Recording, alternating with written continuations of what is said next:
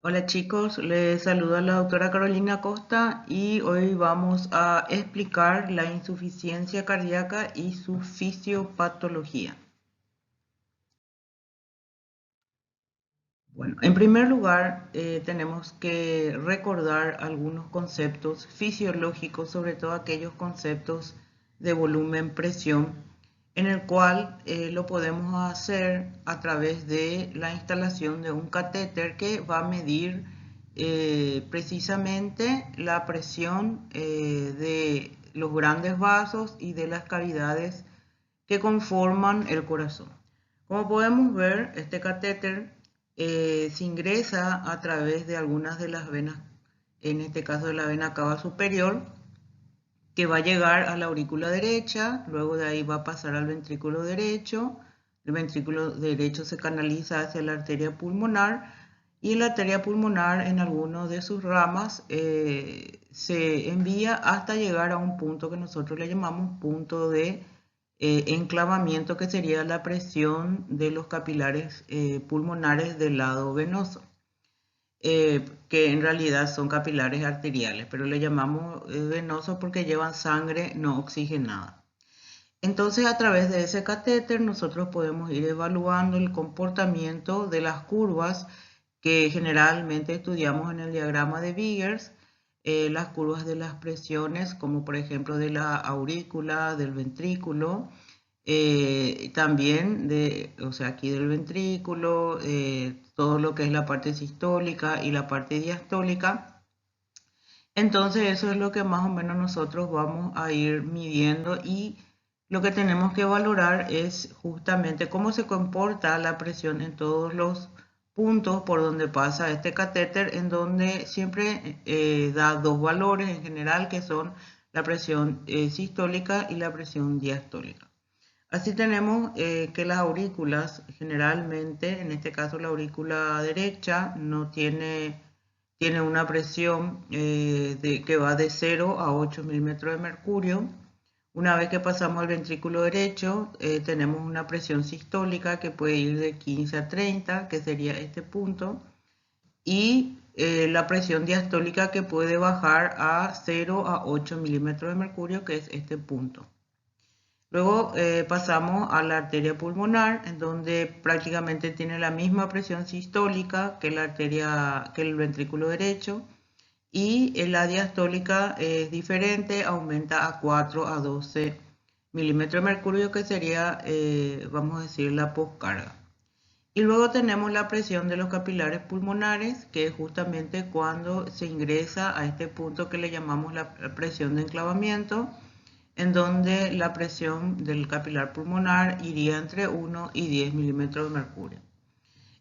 Por lo tanto, se confiere que esta presión de los capilares pulmonares podría también indirectamente demostrar cuál sería la presión de la aurícula izquierda, que iría también entre 1 a 10 milímetros de mercurio. Eso para nosotros es muy importante, por lo que vamos a ver luego en la insuficiencia cardíaca.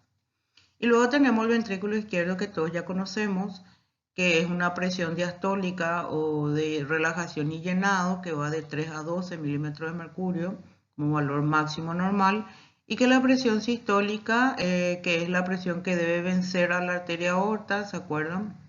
Que general, o sea, realmente es la presión que se genera con la expulsión del volumen sistólico, puede de entre 100 a 140 milímetros de mercurio, y la aorta también tiene una presión diastólica entre 60 y 90, que es la presión que debe vencer el ventrículo izquierdo para abrir la válvula aórtica, y una vez que lo hace, tanto el ventrículo izquierdo como la aorta, su presión, que en este caso ya es sistólica, también va a aumentar entre 100 y 140 milímetros de mercurio como un valor máximo y mínimo, que generalmente nosotros estudiamos como una presión de 80, como la presión que tiene que vencer el ventrículo izquierdo, que vendría a ser la poscarga, y que luego cuando se expulsa esa presión sube a 120. Bueno, eso es un promedio entre estos dos valores, por lo tanto esto está bien. Bueno, entonces ahora vamos a ir viendo otros elementos muy importantes para la interpretación de la insuficiencia cardíaca. Además de cómo se encuentran los valores de las presiones en las diferentes cavidades cardíacas y también de los vasos arteriales, tenemos que recordar algo que ya vimos en hipertensión arterial, que es el comportamiento de estos tres elementos que son muy importantes para entender luego el desarrollo de la insuficiencia cardíaca. Tenemos que recordar que la presión arterial es el producto del gasto cardíaco por la resistencia periférica. Entonces cualquier cosa que afecte para aumentar o disminuir tanto gasto cardíaco como resistencia, eso también va a aumentar o disminuir la presión arterial. Recordemos que la presión arterial es un elemento muy importante para el flujo de sangre a todos los tejidos del cuerpo humano. En ese sentido, rápidamente recordamos que el gasto cardíaco está en relación al volumen sistólico y a la frecuencia cardíaca, y que el volumen sistólico depende de tres elementos muy importantes, que son la precarga, que a su vez depende del retorno venoso, la contractilidad, que es con qué fuerza se contrae el corazón, o su capacidad contráctil, que generalmente está dado por una acción del mecanismo de Frank-Starling, que es volumen dependiente, y también de que el músculo esté sano, y también depende de sistema nervioso autónomo, que puede ser tanto por activación del simpático y o del parasimpático. Pero también el volumen sistólico depende de la poscarga, que es la fuerza contra la que se contrae el ventrículo. Y eso va a estar en directa relación a la tensión que genera el ventrículo en sus paredes para poder generar este volumen sistólico en contra de una poscarga. Y eso se halla gracias a una fórmula que todos conocemos, que es la ley de Laplace, en el cual esta ley se aplica a la ley del círculo, no del cilindro, tomando al corazón como un círculo. Entonces, esta ley habla de que la tensión es directamente proporcional al comportamiento de la presión por el radio de la cavidad e inversamente proporcional al grosor de las paredes del ventrículo. Entonces aquí muy fácilmente podemos recordar que cualquier cosa que aumente la presión aórtica va a aumentar entonces la tensión de la pared. O cualquier cosa que aumente el radio de la cavidad también va a aumentar la tensión de la pared. Y por lo tanto va a tener que generarse más fuerza para poder generar un volumen sistólico. Y además también se va a generar más gasto energético. Y por otro lado, a medida que aumenta el grosor de la pared, la tensión disminuye. Entonces son los tres elementos: la presión de la aorta, que es esta presión, el espesor de la pared y el radio del ventrículo, lo que van a generar la tensión de la pared ventricular sistólica. Esos son todos los elementos que prácticamente afectan el volumen que yo expulso por latido. Y por otro lado, esto multiplicado por la frecuencia, que está en relación directa con el comportamiento, como ya dijimos, del sistema simpático o parasimpático, que a su vez va a afectar no solamente la actividad cardíaca, sino también la vasodilatación o vasoconstricción de los vasos arteriales, que a su vez va a generar un aumento o una disminución de la presión arterial. Si hay una disminución de la presión arterial, recordemos que los presorreceptores carotídeos y aórticos, o sea, los vasoreceptores, van a dejar de mandar señales al centro vasomotor, y con eso se va a activar el simpático. Y todo lo contrario, si hay un aumento de la presión arterial, los presorreceptores o vasoreceptores van a enviar muchas señales al centro vasomotor para inhibir el simpático y activar el parasimpático. Y luego tenemos la curva presión-volumen del ventrículo izquierdo, que tenemos que también recordar que es la curva de comportamiento, en este caso del ventrículo izquierdo, que tiene en cuenta solamente las fases de sístole y diástole en relación a la presión y al volumen. Como vemos aquí, el volumen no empieza en 0, sino en 50, porque recordemos que el ventrículo izquierdo no se vacía, siempre queda luego de la sístole un volumen residual en la cavidad ventricular, que le llamamos volumen telesistólico. Por eso que el llenado, una vez que se abre la válvula mitral, en este caso que es el punto D, inicia el llenado ventricular con todas sus fases, de llenado rápido, lento y contracción auricular, haciendo que el volumen vaya, en este caso, como un valor estándar, porque esto puede ser mucho más, puede llegar a 160, inclusive a 200, según el tamaño de la cavidad ventricular. Pero esto es para un ejemplo. Entonces, una vez que llenemos, se cierra en el punto A la válvula mitral y en este punto la presión del ventrículo es apenas, como dijimos anteriormente, entre 3 y 12 milímetros de mercurio. Un valor muy pobre, o sea, muy bajo, mejor dicho, en relación a la presión contra la que se tiene que contraer el ventrículo izquierdo en este punto para expulsar sangre hacia la arteria aorta. Entonces el objetivo en este punto es generar solamente presión, ya sin ningún llenado.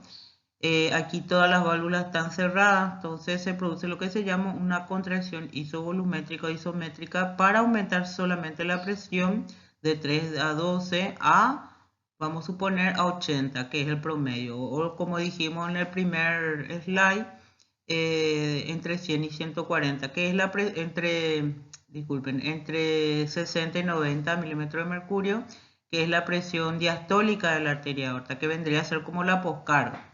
Entonces cuando llegamos al punto B, en el punto B se iguala a esa presión aórtica y ahí se abre la válvula aórtica y se produce la eyección, que es la curva que va del punto B al punto C. Entonces en este trayecto del B al C o segmento, lo que se está expulsando es lo que se llenó.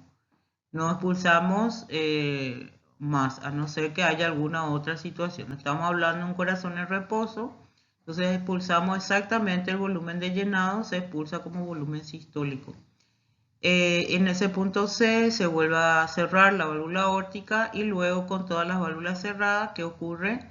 Ocurre la relajación del ventrículo izquierdo del punto C al punto D, donde la presión de la aorta debe descender por debajo de la presión ahora de la aurícula izquierda. ¿Por qué?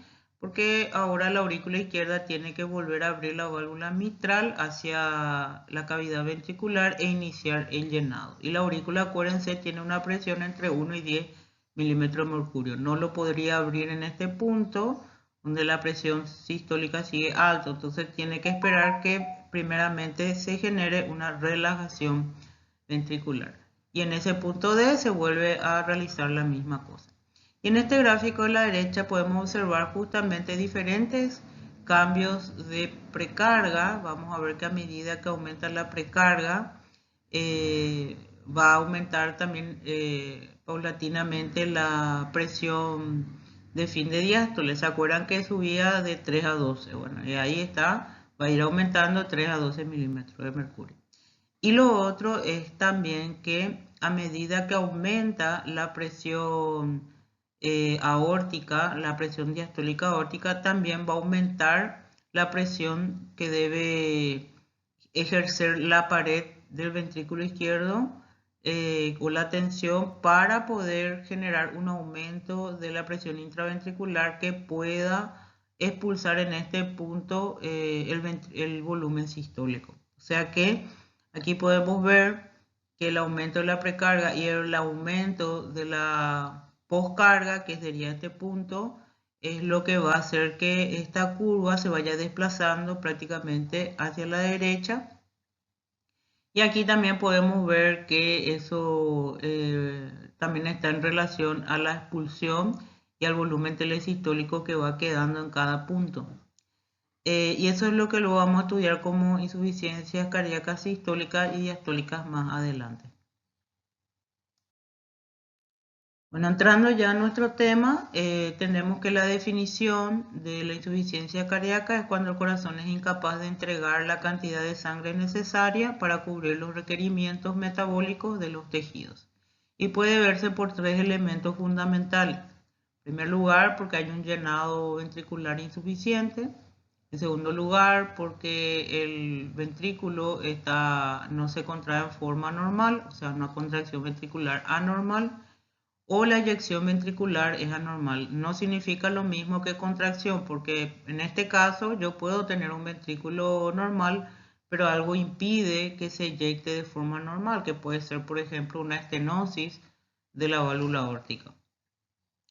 Y por último, tenemos que además de todo eso, tal vez yo pueda expulsar una cantidad que cubre los requerimientos metabólicos, pero a expensas de una presión de llenado elevado. Y que esa presión de llenado elevado, acuérdense, la presión de fin de diástole que les recuerdo que va de 3 a 12 milímetros de mercurio. Si aumento más esa presión de llenado, vamos a suponer a 15, a 16, a 18, entonces estoy expulsando a una presión de llenado elevada y entonces en ese caso es también una insuficiencia cardíaca, pero de tipo diastólico, porque la presión de llenado se mide al fin de la diástole y por lo tanto estamos hablando, repito, de una insuficiencia cardíaca diastólica.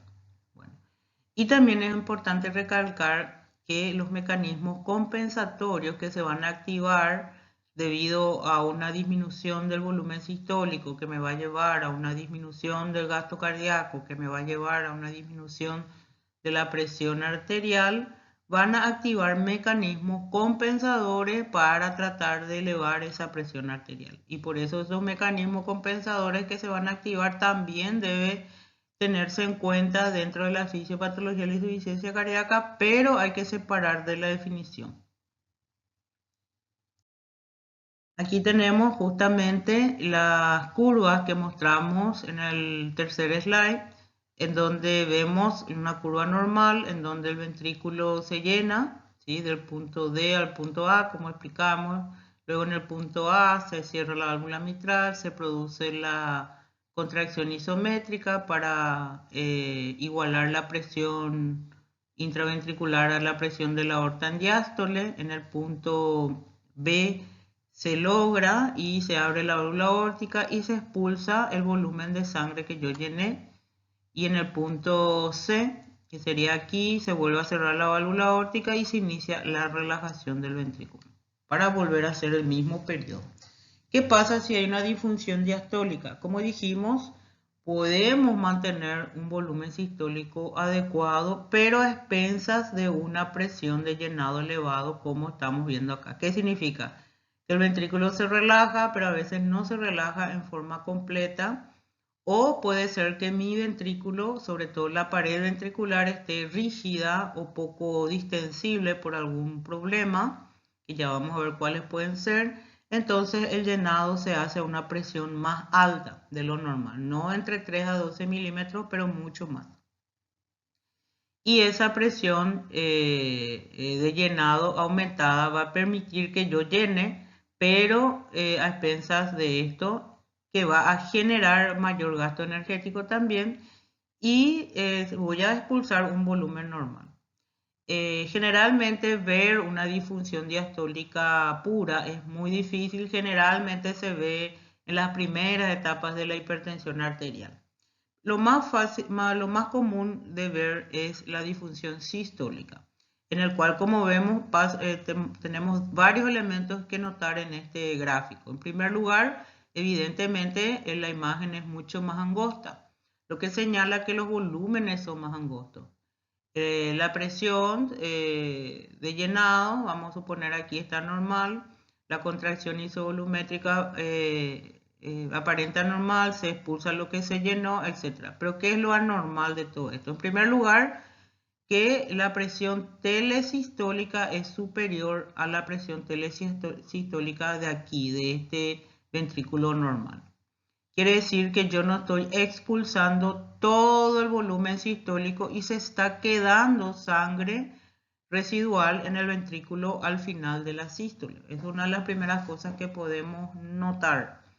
Y eso va a generar que mi volumen sistólico sea pequeño porque hay una falla en la contracción de mi ventrículo o hay una falla en la eyección del ventrículo, etcétera. Todo lo que dijimos en la definición de insuficiencia cardíaca. Entonces tenemos un volumen sistólico muy pequeño y vemos que la función sistólica es la que está alterada al ver este punto que sería la curva de la función sistólica, o la recta, mejor dicho, en este caso, que se desplaza a la derecha. ¿Por qué? Porque se está desplazando hacia la derecha la curva por culpa de que el volumen residual o telesistólico está aumentado.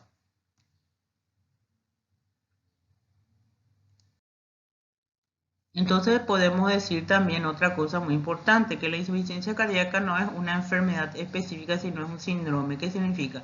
Que todos los pacientes con cardiopatías pueden terminar sufriendo de una insuficiencia cardíaca. Cardiopatías isquémicas, valvulopatías, arritmias, etcétera. Todas ellas van como etapa final a sufrir de algún tipo de insuficiencia cardíaca. Por lo tanto, hacer el diagnóstico de insuficiencia cardíaca no es algo, vamos a decir, tan simple como eso. Se hace el diagnóstico, pero hay que buscar qué enfermedad subyacente está generando esa insuficiencia cardíaca para hacer el tratamiento específico. Aquí podemos ver miles de clasificaciones. Estas son las más, vamos a decir, las que más se van a ver a lo largo de la carrera de medicina, de presentación de insuficiencia cardíaca. Pueden ser agudas y crónicas, pueden ser sistólicas y diastólicas, pueden ser anterógradas y retrógradas, puede ser global, derecha o izquierda, que tiene que ver con qué ventrículo, si el derecho o el izquierdo el que está con insuficiencia cardíaca o ambos. Rápidamente, nada más recordar que una insuficiencia cardíaca aguda, por ejemplo, es un edema agudo de pulmón, que es un paciente que llega con los pulmones llenos de agua debido a que hay un aumento de la presión hidrostática capilar en los pulmones, que hace que salga bruscamente líquido de la sangre, o sea, el agua, hacia el espacio intersticial, inclusive hasta el alveolo, como vamos a ver más tarde los mecanismos. Y eso es una presentación aguda de una insuficiencia cardíaca. Y las crónicas, que son aquellas en las que el paciente puede no sentir nada al principio y de a poco va sufriendo algunos cuadros como fatiga, disnea, a grande esfuerzo, luego a moderado, luego a leve esfuerzo, etcétera. Son más bien de presentación crónica, que puede haber periodos o etapas agudas de esa evolución crónica. Luego está la sistólica y la diastólica, que está pintada en rojo porque es la clasificación fisiopatológica, y tanto el ventrículo derecho como el ventrículo izquierdo pueden sufrir una disfunción sistólica, diastólica o ambas a la vez. Y luego está una clasificación que también se suele usar, que es la anterógrada y la retrógrada. Eso tiene que ver con la función sistólica, o sea, de todos los síntomas que vemos en los pacientes por disminución del volumen sistólico, que es lo que estábamos observando en el gráfico anterior. Si yo disminuyo el volumen sistólico, ¿qué es lo que voy a tener? Voy a tener un gasto cardíaco disminuido. Por lo tanto, en la circulación el volumen de sangre se va a redistribuir a órganos más vitales, haciendo que la piel se vuelva pálida, haciendo que el músculo reciba poca sangre, menos de lo normal, haciendo entonces eso que aparezca fatiga, etc. Y por otro lado, los cuadros retrógrados y la insuficiencia cardíaca tiene que ver con el aumento de la presión diastólica, que vimos también que puede ir aumentando, y eso se transmite hacia la aurícula izquierda. Porque si hay un aumento de la presión, si hay un aumento de la presión del ventrículo izquierdo, vamos a dibujar aquí, si mi ventrículo izquierdo aumenta su presión durante el llenado a más de 12 o a más de 13, ¿sí? A más de 12, eso se va a transmitir ¿a quién? Se va a transmitir a la aurícula izquierda, ¿sí? A la aurícula izquierda. Entonces se va a transmitir a la aurícula izquierda ese aumento de la presión, y la aurícula izquierda la va a transmitir a las 4 venas pulmonares. ¿Y eso a dónde va a llegar? A los pulmones, ¿sí? Entonces en los pulmones voy a tener probablemente un aumento de la presión capilar pulmonar, ¿sí? El aumento de la presión capilar pulmonar hidrostática, porque todo esto son presiones de líquido, o sea, presión hidrostática, que se inicia justamente por ese aumento de la presión de fin de diástole, ¿sí? Esta es la presión de fin de diástole. Entonces, esto me va a generar un paso de líquido por la fuerza de Starling al espacio intersticial, y eso va a generar disnea, edema, etcétera, etcétera. Entonces eso es lo que voy a ver como una cuestión retrógrada, ¿sí?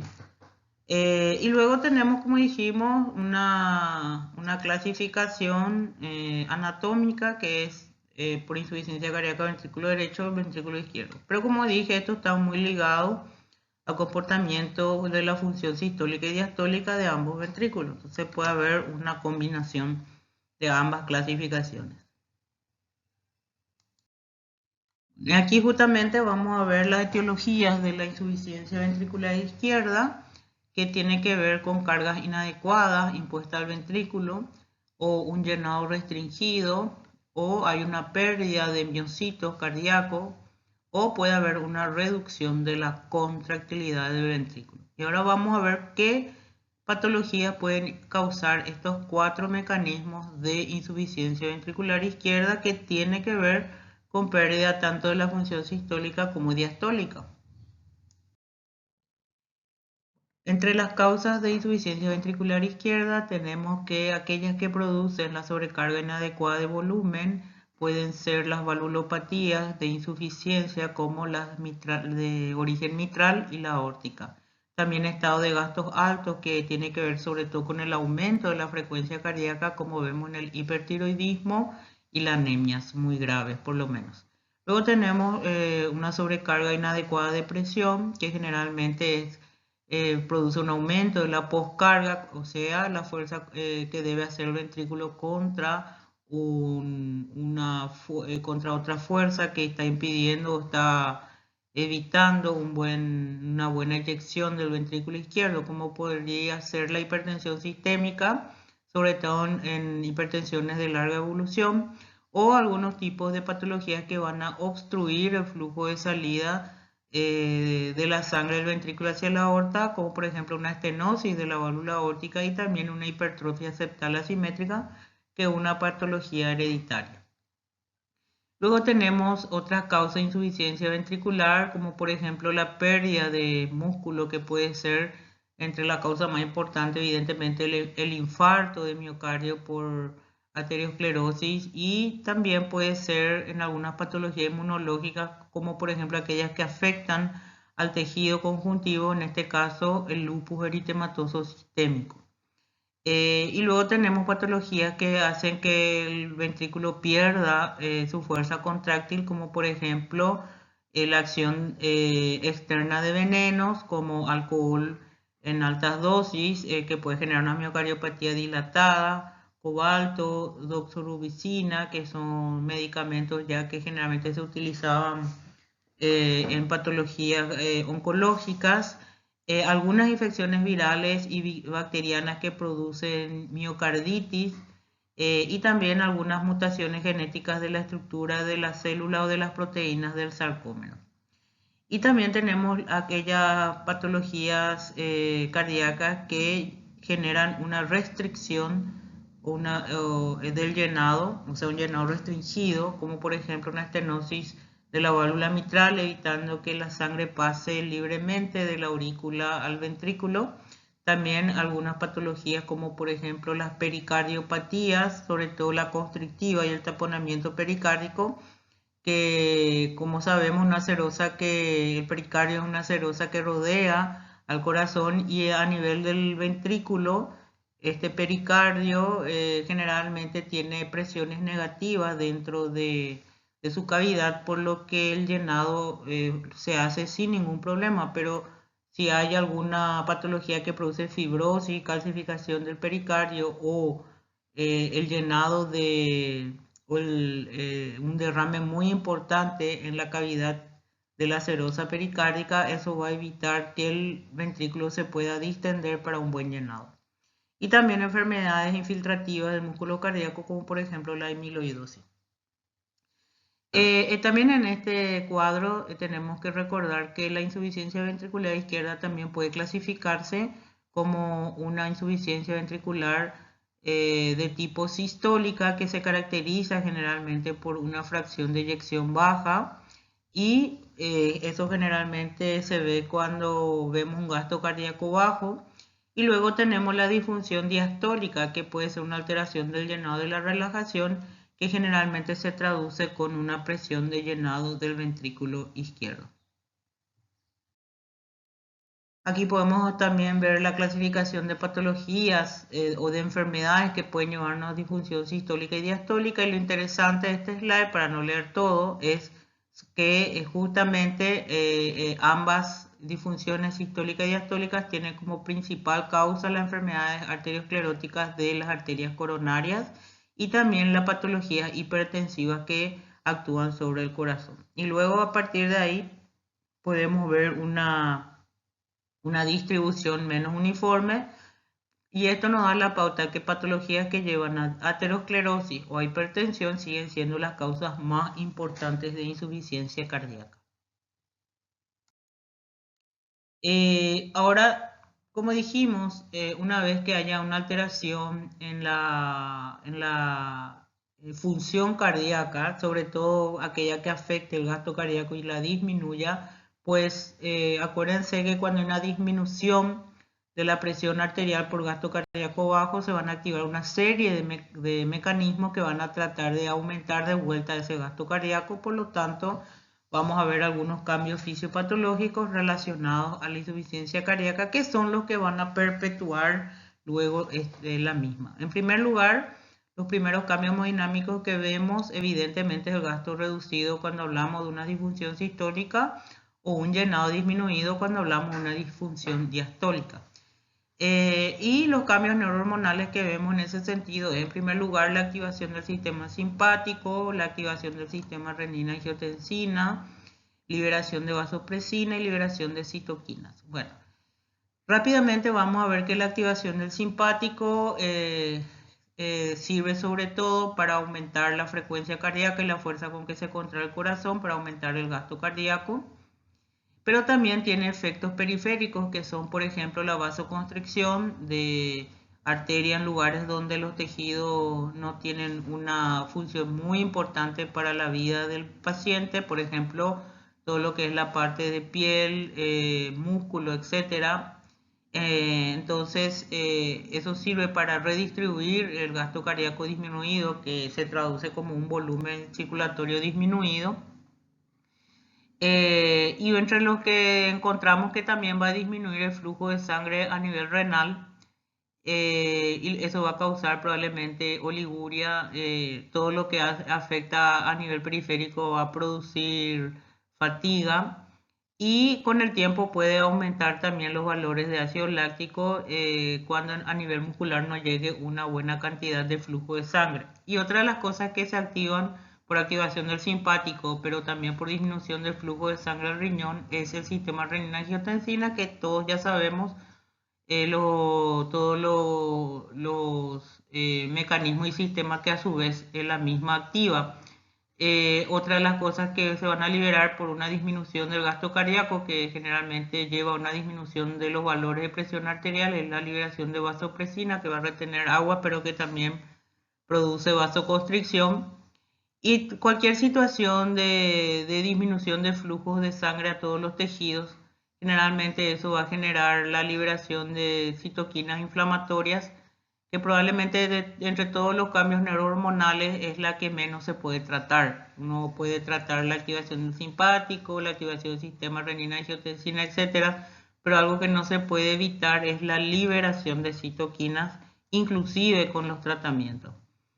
Y a la larga vamos a ver algunos cambios celulares, que es lo que van a perpetuar finalmente la insuficiencia cardíaca, que es, por ejemplo, una manipulación ineficiente del calcio intracelular, que es muy importante porque el calcio, al unirse a la troponina, se genera la contracción, el acortamiento de la sarcómera, pero también recordemos que su captación a nivel del retículo también va a mejorar mucho la relajación y luego la futura contracción.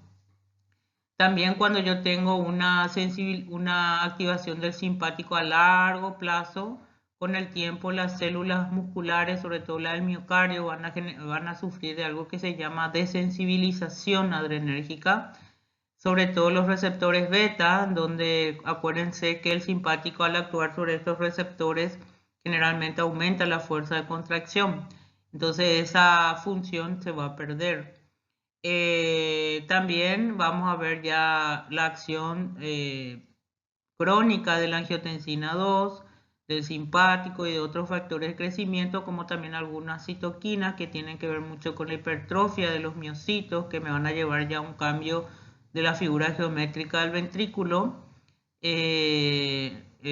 También vamos a ver que para disminuir el gasto de energía se van a producir reexpresión de proteínas con fenotipo fetal, ya que se sabe que sobre todo la cabeza de la miocina son proteínas que gastan mucha energía por el tipo ATP. Por lo tanto, los de origen fetal se sabe que generalmente tienen una ATPasa de acción mucho más lenta. Por lo tanto, el gasto de ATP va a ser también mucho más lenta, pero eso me va a llevar también a disminuir la fuerza de contracción del ventrículo. Y luego, evidentemente, van a suceder muertes celulares de tipo apoptosis y la muerte celular de las células del tejido van a ser reemplazados por tejido fibrótico. Aquí tenemos algunos cambios hemodinámicos en la disfunción sistólica, en donde recordemos que generalmente los tres mecanismos de aumentar la fuerza de contracción para evitar esta disfunción sistólica es la acción del simpático, como dijimos anteriormente, que una de las cosas que hace es aumentar el retorno venoso. ¿Por qué?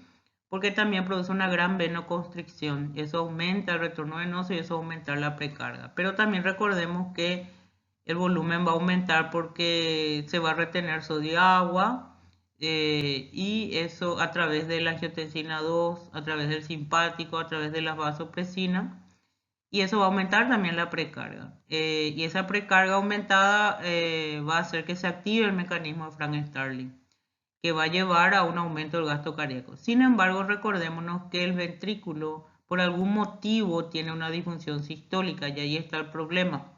Ya que si yo aumento la precarga en un ventrículo que puede estar sufriendo alguna patología, que en este caso puede ser un infarto inicial o puede ser una hipertensión arterial, etc., ese aumento de la precarga probablemente va a hacer que aumente también su trabajo cardíaco en un corazón que ya está enfermo.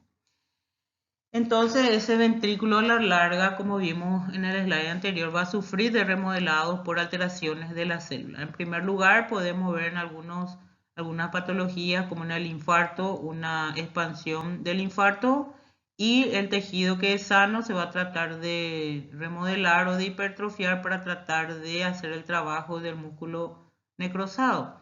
Pero a la larga ese trabajo extra también va a hacer que ese tejido vaya perdiendo su estructura, como vimos, llevando a una situación de algo que se llama un remodelado global, que generalmente termina siendo un corazón dilatado, con un radio muy elevado, con un ventrículo muy fino, tejido fibrótico, siendo una insuficiencia cardíaca establecida. O puede ser un corazón normal que generalmente pueda sufrir de una hipertensión que hace que se hipertrofie el ventrículo. Sabemos que esa hipertrofia del ventrículo por hipertensión no se acompaña a nuevos capilares. Por lo tanto, entra en una suerte de cuadro clínico subisquémico que va a generar apoptosis, muerte y fibrosis de tejido, llevando finalmente también a una dilatación de la cavidad auricular. Aquí podemos ver qué ocurre con el mecanismo de Frank-Starling en relación a la precarga. Como vemos aquí, a medida que aumenta la precarga, el volumen sistólico supuestamente tendría que aumentar. Si yo estoy en un punto donde voy a empezar a aumentar la precarga en un corazón enfermo, lo que haga Frank-Starling va a ser muy insuficiente, ¿verdad? ¿verdad? Ya que justamente depende de la integridad del músculo cardíaco. No podemos comparar un corazón insuficiente con un corazón normal, el cual al aumentar la precarga tenemos la acción de Frank Starling en forma mucho más importante, aumentando también el volumen sistólico, ¿sí? O sea, Frank Starling dentro de lo que es un corazón enfermo tiene una duración muy poca para mantener el volumen sistólico. Y una vez que este mecanismo desfallezca, vamos a empezar a tener todos los cuadros clínicos de la insuficiencia cardíaca. Aquí tenemos la disfunción diastólica, en donde, como dijimos, es cuando se produce un llenado ventricular a expensas de un aumento de la presión diastólica elevada, o sea, es elevada desde el punto D al punto A, pero también recordemos que una disfunción diastólica puede ser una relajación anormal, ¿sí? Aquí lo que supuestamente en una primera instancia estaría conservada sería la contractilidad y eso mantendría un buen volumen sistólico. Pero como les dije anteriormente, es raro que veamos una disfunción diastólica pura. Generalmente ya encontramos una combinación de disfunciones diastólicas con disfunciones sistólicas. Aquí justamente podemos ver algunos cuadros de insuficiencia cardíaca diastólica. En el punto A es cuando hay un aumento agudo de la poscarga por el lentecimiento de la inactivación de los puentes cruzados. Vemos una relajación muy alterada, muy lenta. Generalmente es por una disminución de ATP que impide que el retículo a través de su bomba de calcio recapte rápidamente ese calcio, haciendo que la relajación sea normal, afectando el inicio del llenado con un aumento de presión diastólica en todos los puntos. En el punto B no tiene que ver ya con el músculo cardíaco, sino con el pericardio que no se distiende con el ventrículo izquierdo. Acuérdense, el pericardio tiene una presión negativa en su cavidad serosa, por lo tanto normalmente no impide el llenado, pero cuando esa presión se pierde, se vuelve positiva o se fibrosa la serosa y no se distiende, va a afectar todo el llenado ventricular, sobre todo el final del llenado ventricular. Y tenemos también el aumento que generalmente vemos en todas las insuficiencias cardíacas, que es la insuficiencia del llenado, sobre todo al final, como vemos aquí, porque la relajación anormal es aquí al inicio, pero el llenado al final también es otro de los elementos que podemos ver en patologías que afectan fundamentalmente al músculo cardíaco, como por ejemplo un infarto o una miocarditis, una fibrosis, una isquemia, una masa ventricular. Y finalmente tenemos la curva de dilatación de la cavidad, que generalmente lo que observamos es vamos a decir, el desplazamiento hacia la derecha de la curva presión-volumen, haciendo que el volumen telesistólico esté muy aumentado, ¿verdad? Que generalmente vemos ya en todas las miocardiopatías dilatadas. Aquí tenemos entonces algunos cambios neurohormonales que ya hablamos de la activación de todos estos sistemas, del simpático, renina-angiotensina, vasopresina, de la citoquina, específicamente cuáles son. Y también es importante recordar que en la insuficiencia cardíaca podemos encontrar una disfunción endotelial, sobre todo porque la mayoría de las patologías que llevan a una insuficiencia cardíaca también están relacionadas con disfunción endotelial. Las dos primeras, acuérdense, que son la disfunción sistólica y diastólica por cardiopatías isquémicas y por hipertensión arterial. Entonces, de hecho, en esas patologías de base nosotros tenemos una disfunción endotelial. La activación del sistema adrenérgico en forma crónica, como dijimos anteriormente, al principio van a tener efectos cronotrópicos y nootrópicos positivos, van a estimular el sistema renina-angiotensina-aldosterona, van a favorecer la apoptosis, pero a la larga van a alterar la expresión de los receptores beta, van a disminuir la expresión de receptores beta 1 y alterar la expresión genética de los receptores beta 2.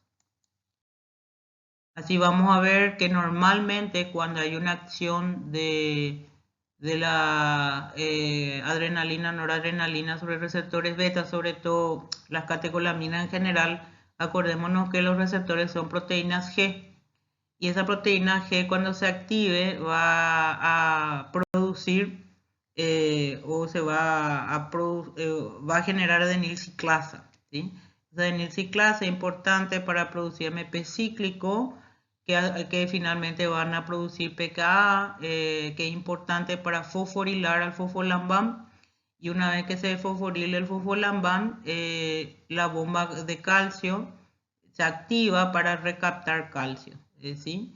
Entonces el calcio vuelve a ingresar y se produce una buena relajación. Pero es importante la recaptación de calcio porque para la próxima sístole acuérdense que el calcio que se encuentra dentro del retículo es el que se libera para generar el acortamiento de la sarcómera, ya que es el calcio del retículo el que se va a ir a unir a la troponina C del sarcómero. ¿Qué pasaría si esto no se activa? Si es que no se activa porque el fosfolambán no se fosforila, pues el calcio va a quedar en la sístole y va luego a ser eliminado hacia el líquido extracelular a través de otros procesos de intercambio de electrolitos. Por lo tanto, voy a disminuir el contenido del calcio intrarreticular y va a disminuir la cantidad de calcio que yo elimine o secrete hacia el citosol cuando se inicia el proceso de la contracción. Aquí podemos ver eso, ¿verdad? Cuando hay un exceso de noradrenalina y adrenalina, se produce una disminución de la expresión de receptores beta con el tiempo, por lo tanto va a disminuir los niveles de AMP cíclico y por lo tanto va a disminuir la recaptación de calcio por el retículo endoplásmico y eso va a hacer entonces que disminuya con el tiempo el estado inotrópico de mi músculo para la contracción en sístole. Aquí tenemos algunos efectos adversos de la activación a largo plazo también de la actividad adrenérgica, además de disminuir la expresión de receptores beta, produce vasoconstricción periférica arterial y venosa, aumenta el trabajo del gasto cardíaco y el consumo de oxígeno del miocardio, activa el sistema renina, estimula la producción de endotelina, retiene sodio y agua, produce hipertrofia miocárdica y remodelación.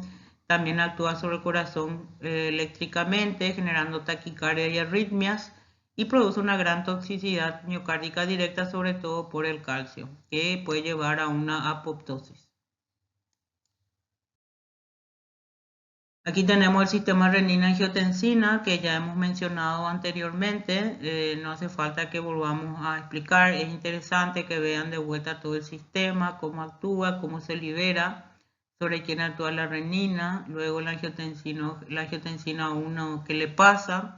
Y este sistema es el clásico sistema renina-angiotensina-aldosterona, pero es siempre importante recordar que estos sistemas se replican a nivel tisular. No solamente tenemos liberación de renina a nivel renal, acuérdense que en el miocardio mismo podemos tener producción de renina, de angiotensinógeno, etc.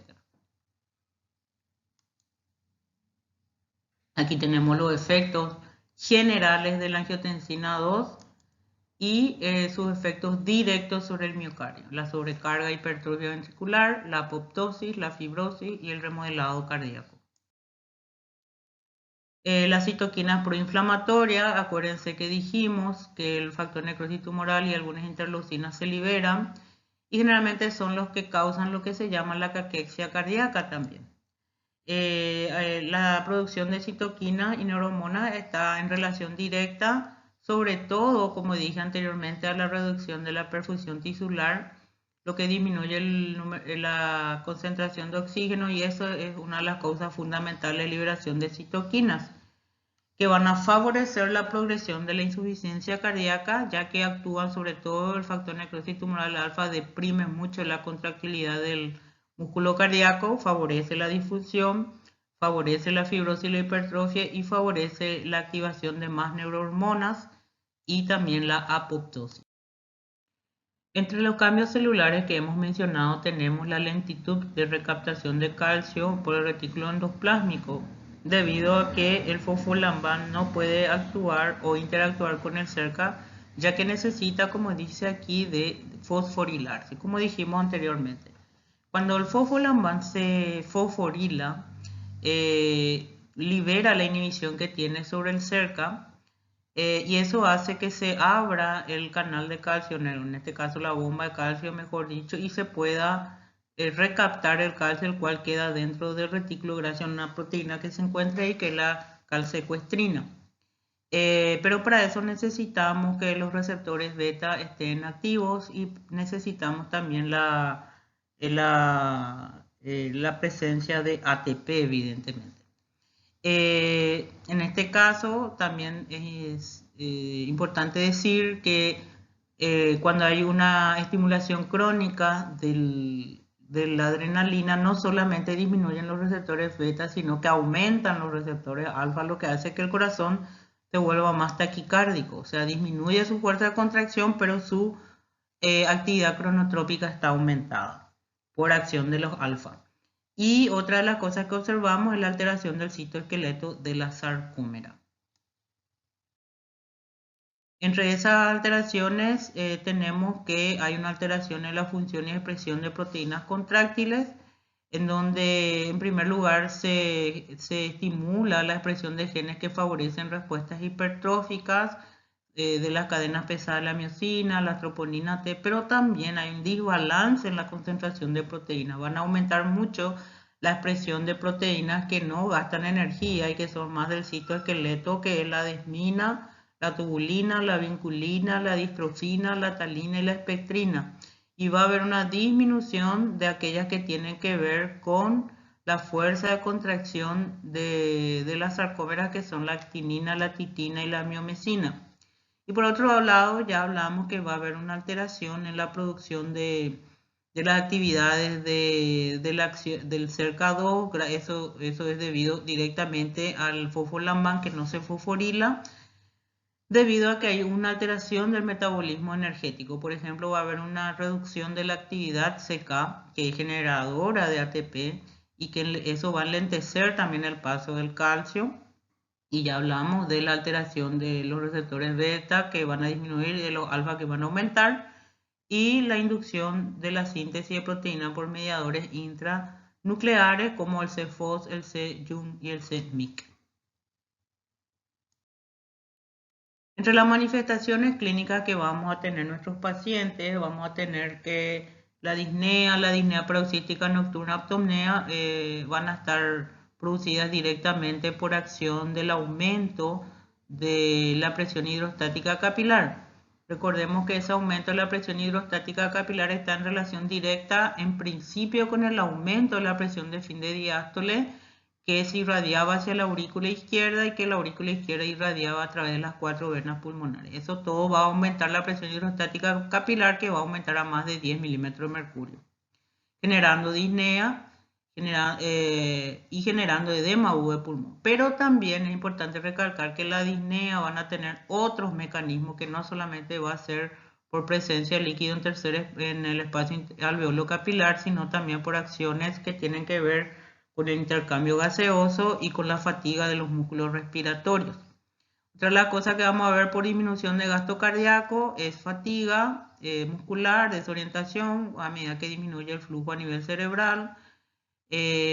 Vamos a tener oliguria, pero a la noche vamos a tener nicturia nocturna, ya que al acostarnos, la pérdida de la gravedad hace que la sangre se pueda distribuir mejor y retornar mejor al ventrículo, a la aurícula derecha, ventrículo derecho, luego a la aurícula izquierda, ventrículo izquierdo, y mejora el gasto cardíaco. Entonces hay mayor flujo a nivel renal, por ejemplo, y eso va a hacer que el paciente se levante a orinar a la noche.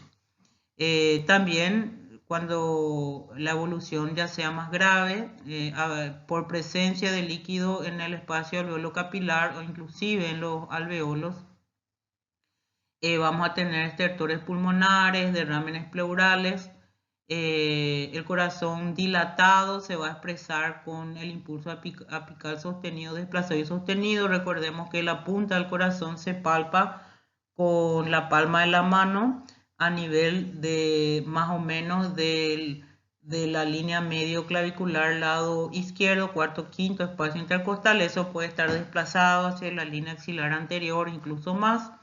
También podemos auscultar, además del primer y segundo ruido cardíaco que son normales, un tercer y cuarto ruido cardíaco que generalmente ocurren cuando los ventrículos, en este caso el ventrículo izquierdo, está muy distendido o está con pérdida de su distensibilidad, mejor dicho, debido a la rigidez de la pared ventricular. El tercer ruido se suele escuchar en el llenado lento, en la diastasis, porque el ventrículo no se distiende con el llenado y se escucha como un ruido. Y también el cuarto generalmente se ausculta cuando se produce la sístole auricular, que es al final de la diástole ventricular, que es por contracción de la aurícula. También puede encontrarse un cuarto ruido y se va a generar algo que se llama ruido en galope, ¿verdad?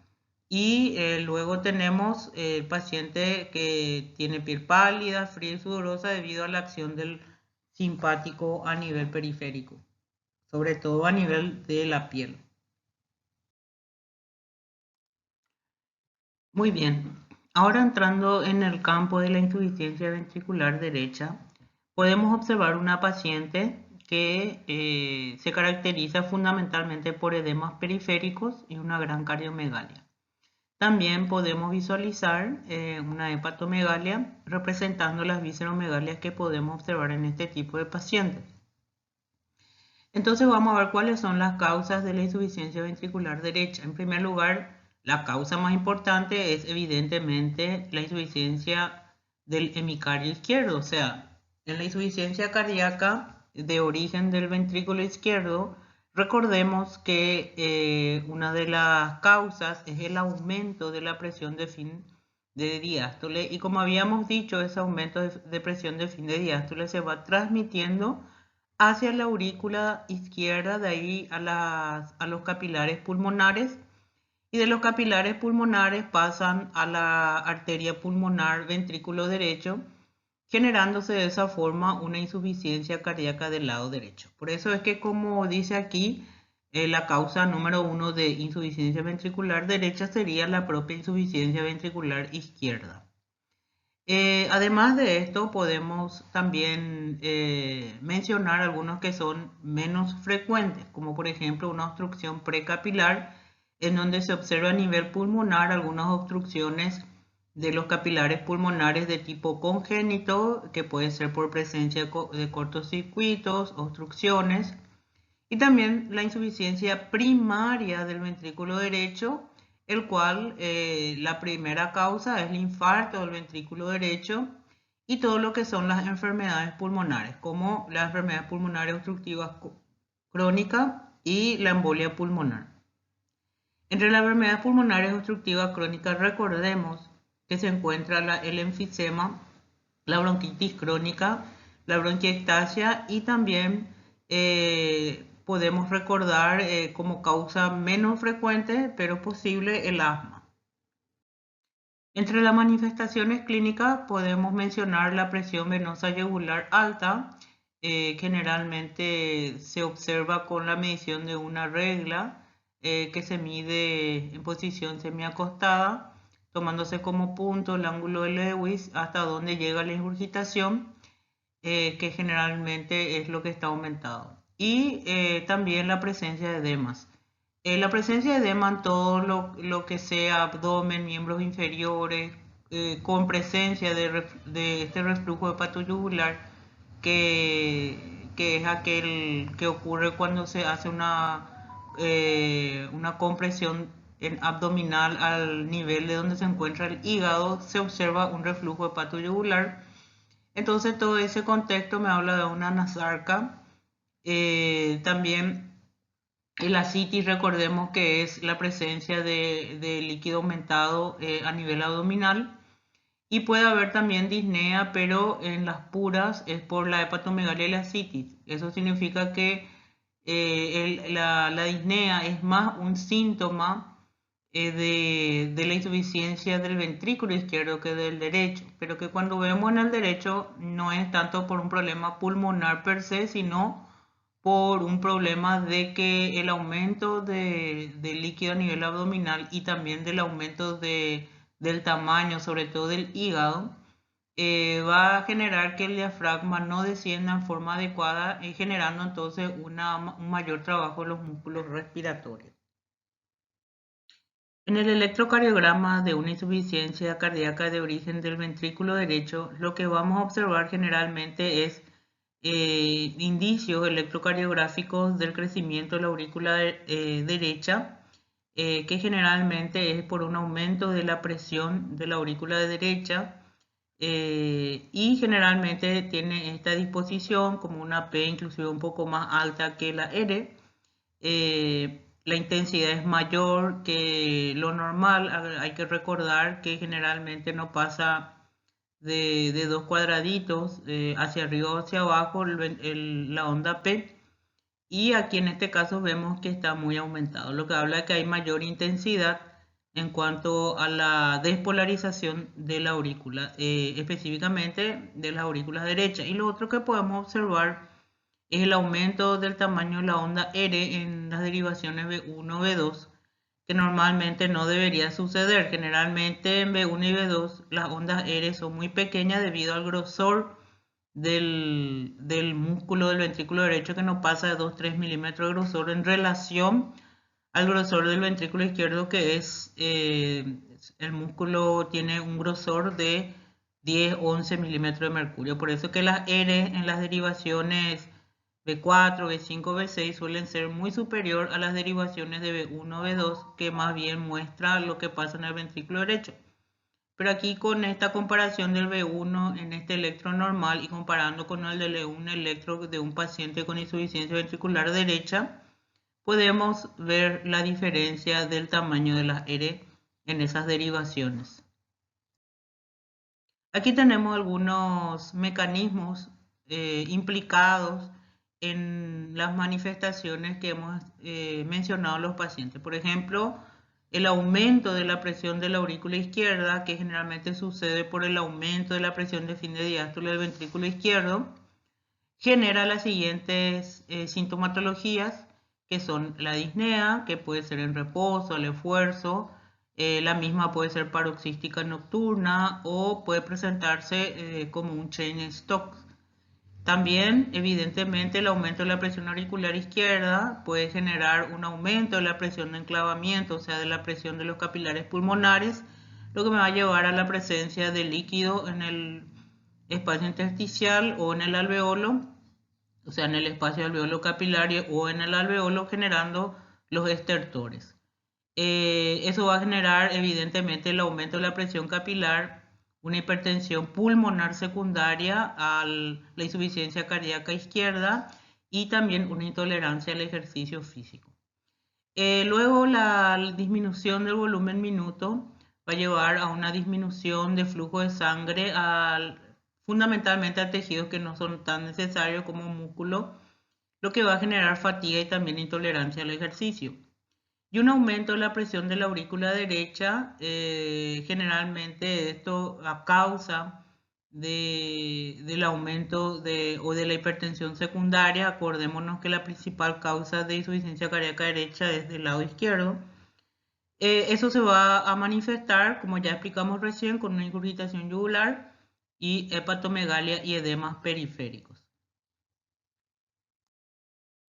Aquí podemos encontrar los mecanismos de producción de disnea en la insuficiencia cardíaca. Es nada más para entender que la disnea es una manifestación muy frecuente en la insuficiencia cardíaca y por lo tanto hay que entender bien cuál es su mecanismo, porque generalmente tendemos a pensar que el aumento de la presión de los capilares pulmonares me lleva a disnea, pero no es necesariamente así.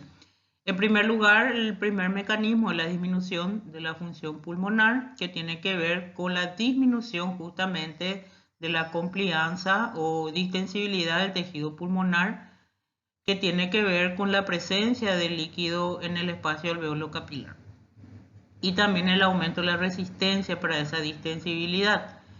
El segundo mecanismo es que hay un aumento de la ventilación pulmonar, debido a que como hay un intercambio gaseoso alterado por la presencia de agua en el espacio alveolo capilar o en el mismo alveolo, va a ser difícil que el oxígeno, que es liposoluble, pueda llegar en forma adecuada hasta la sangre de los capilares pulmonares o inclusive poder eliminar el CO2. Entonces hay un aumento de la ventilación pulmonar debido a la activación del centro respiratorio. Hay una discordancia, por lo tanto, de la ventilación-perfusión que va a generarse debido a que hay un aumento de la presión de enclavamiento y vamos a decir, el volumen minuto va a estar disminuido. También vamos a ver que el aumento de la producción de CO2 va a ir acompañado de la disminución del volumen minuto y la aparición de acidosis láctica. Acordémonos que la acidosis láctica aparece fundamentalmente debido a que hay poco flujo de sangre a los músculos y que entonces los músculos, para obtener energía, van a activar el metabolismo anaeróbico. Por otro, tenemos la disfunción de los propios músculos respiratorios que necesitan también de oxígeno y acordémonos que todos los músculos esqueléticos están recibiendo poco flujo, entre ellos también nuestros propios músculos respiratorios, por lo tanto eso me va a llevar a una disminución de la fuerza, disminución de la resistencia y una isquemia. Entonces, como vemos, hay varios mecanismos de producción de disnea en la insuficiencia cardíaca. Aquí podemos constatar que son los tres más importantes. Aquí podemos observar una imagen histológica de los alveolos pulmonares que están llenos de líquido de edema, que generalmente se define como un líquido de color salmón. Y aquí podemos ver el edema en una radiografía, en donde se ve como un vidrio esmerilado. No se ven los espacios alveolares en forma adecuada debido justamente a la presencia de líquido en los pulmones. Entonces, para entender la fisiopatología del edema pulmonar dentro de lo que es la insuficiencia del ventrículo izquierdo, tenemos que recordarnos de la ecuación de Starling, en el cual habla de que las fuerzas que meten y sacan agua son 4. Tenemos la presión hidrostática capilar, la presión hidrostática del líquido intersticial, la presión coilodeosmótica del capilar y la presión coilodeosmótica del espacio intersticial. Y también tenemos que recordar que cualquier exceso que queda en el espacio intersticial, otro mecanismo se va a activar, que es el mecanismo del drenaje linfático. Entonces lo que tenemos que entender es cuál es el mecanismo que hace que se acumule agua en el espacio o a nivel del intersticio alveolo, y es muy fácil, pues como veremos, cuando vemos el alveolo normal, tenemos que recordarnos que en una insuficiencia cardíaca lo que tenemos es una presión hidrostática que no va a estar normal debido a lo que ya hemos mencionado en varias oportunidades. Entonces aquí en este gráfico podemos observar que el edema pulmonar de origen cardiogénico va a ser siempre por un aumento de la presión hidrostática de los capilares, que van al aumentar a más de 10, algunos dicen cuando llega a 18 más, es el punto de quiebre para que el edema ocurra. O sea, ¿por qué hasta 18 si es 10 lo normal? Hasta 10 lo normal, porque ya no hay edema pulmonar cuando es 11, 12, 13 milímetros de mercurio la presión hidrostática. Pues porque se aumenta mucho el drenaje linfático. El drenaje linfático puede aumentar hasta 100, 200 veces su actividad, lo que va a mantener el espacio alveolo capilar relativamente seco. Pero cuando ese mecanismo también se ve sobrepasado cuando llega la presión capilar a 18 milímetros de mercurio aproximadamente. Hay otros mecanismos que tratan de evitar que también pase el líquido a la región alveolar, al espacio alveolar. Algunos transportadores de membranas de agua y electrolitos, pero lastimosamente cuando la presión hidrostática es superior, pues el edema va a ocurrir también. O sea que de a poco vamos a ir viendo que primero hay un edema en el espacio intersticial entre alveolo y capilar, y luego va llegando y va aumentando paulatinamente hasta producir un edema agudo de pulmón.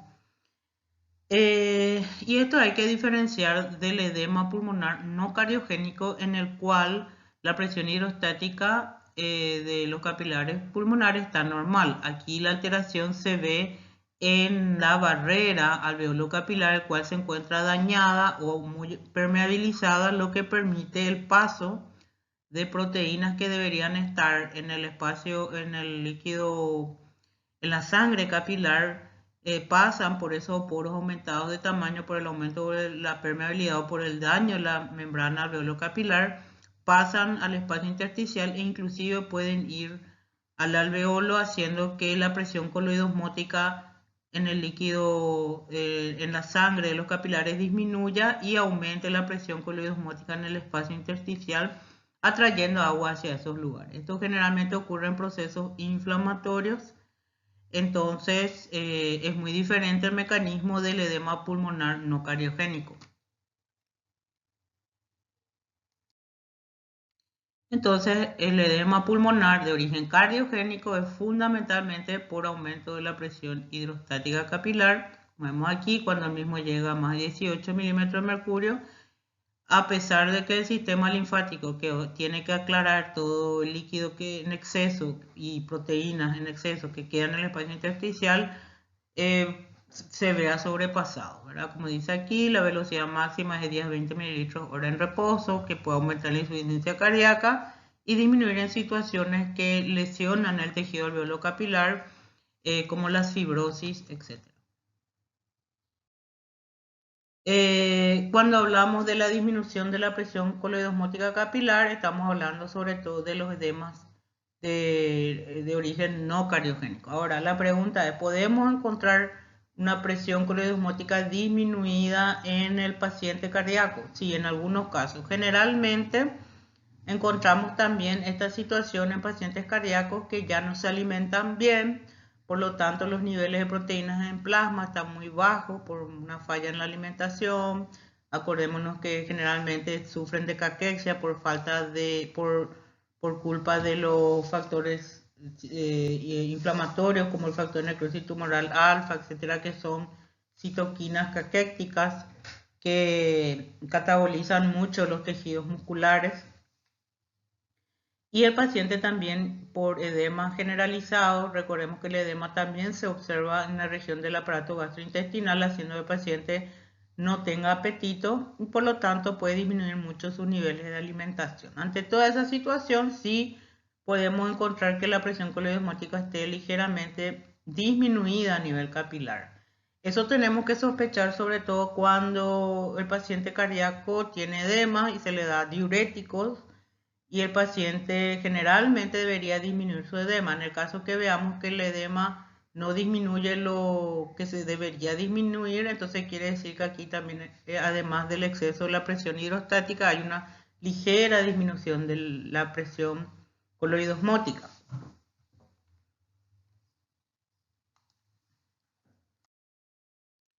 Aquí tenemos la fisiopatología en la insuficiencia ventricular izquierda en relación a la mecánica pulmonar. Vamos a ver que por el aumento del agua en la región extravascular, o sea, en el espacio alveolo capilar, vamos a tener una disminución de la complacencia pulmonar, una disminución de la capacidad residual funcional debido a que los alveolos van a colapsar, un aumento de las resistencias de las vías aéreas a la expiración, un aumento del trabajo respiratorio, y las alteraciones del intercambio gaseoso me van a llevar a una relación BQ bajo o cero por presencia de agua extravascular en el espacio alveolo capilar, y la hipoxemia por la alteración del aumento de distancia del capilar y la luz alveolar.